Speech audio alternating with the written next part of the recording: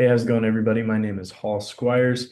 This is my discussion five presentation, and I'm going to be talking about Oracle Park in San Francisco, California. To start, Oracle Park has gone by a couple of names, Pacific Bell Park, SBC Park, AT&T Park. 2018, it gets Oracle gets the naming rights, and it becomes Oracle Park. But before it was the home of the San Francisco Giants. The Giants were a baseball team in New York City. That's why you might hear the expression New York Football Giants. That's an old expression for when the clarification was necessary. But in 1960, the Giants moved to San Francisco. After bouncing around for about 2 years, they find a home in Candlestick Park.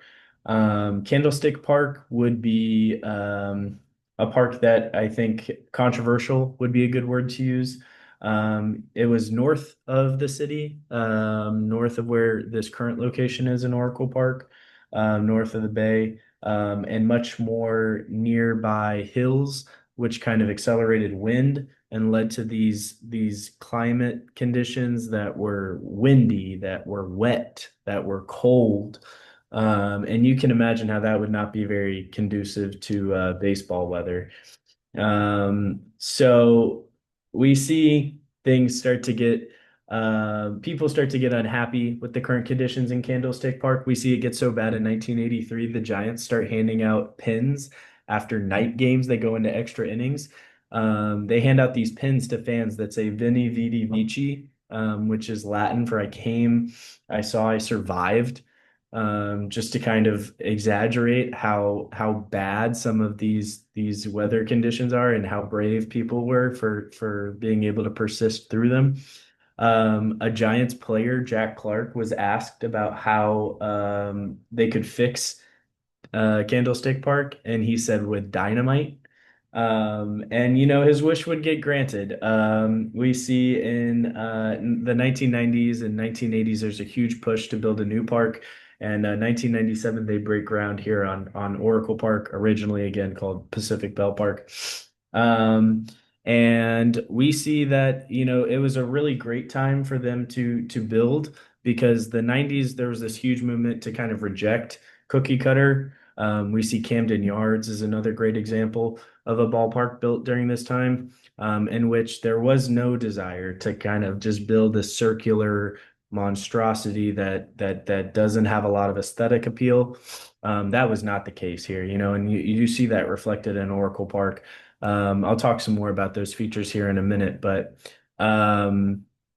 as we get into the location, I think that's the thing that you have to talk about first. It's located right here on San Francisco Bay. So you do have some tremendous views. Obviously, the water runs right here, right over the right field wall. You also have just over left field, you see this bridge in the distance. That's the Bay Bridge. And even in the background, you have the Oakland Hills. Um, to come back to the water, though, that's obviously the thing talked about the most. Um, it has a relevance for this baseball game, and being so close to the right field wall, you have what they call McCovey Cove. And Oracle Park has this really cool phenomena of fans that are so dedicated to the Giants, so enthusiastic about the Giants that kayakers will meet in this little cove of the San Francisco Bay, hoping to try and catch a home run ball. You see there's a splash hit sign here. That's keeps track of every time a Giants player hits a home run over this right field wall and carries into the water, it's a splash hit. Something that was always super exciting as a fan. To watch still is super exciting, named after obviously a very famous San Francisco Giant, Willie McCovey. But a ton of excitement there. Always super cool to watch the kayakers kind of go super crazy anytime there is a splash hit, and they kayak and paddle super, super quickly to try and grab the ball as a souvenir. So just a really cool element that's super unique to San Francisco that the builders were able to incorporate into every single game. The other big amenity that is kind of hard to miss is right over the left field wall. You have a 80-foot Coke bottle tilted on its side. And it actually in the middle of this has a 60-foot slide. This whole area, this whole region of the ballpark is known as the fan lot. And so you have this giant sculpture of a 1927 four-finger glove.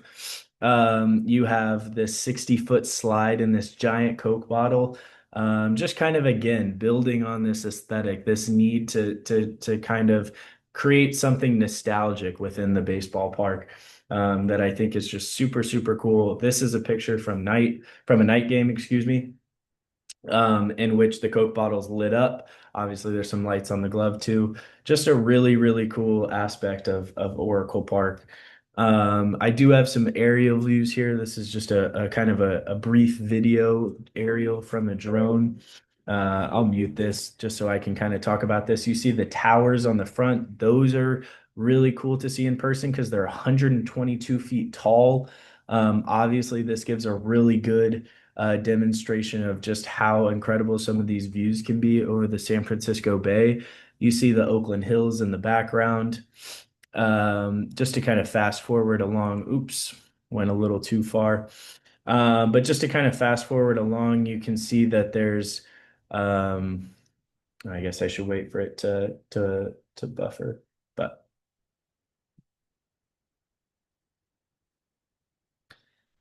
as you see here, right, this bay, an incredible view.